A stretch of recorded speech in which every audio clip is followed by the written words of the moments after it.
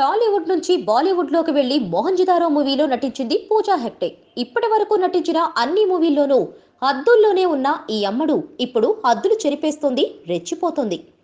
పూజాకు open గానే బికినీల్లో తిరగడం అలవాటే అయినా వెండితెర మీద మాత్రం ఆమె ఇంతవరకు తన అందచందాలు ప్రదర్శించే వీలు చిక్కలేదు.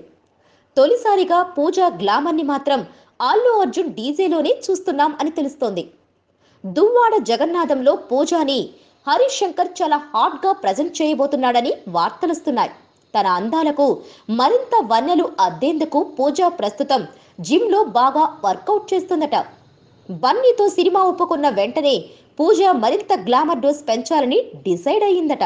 అందుకే ఆమె అన్ని విధాల గ్లామర్ షోకు రెడీ అయినట్లు తెలుస్తోంది.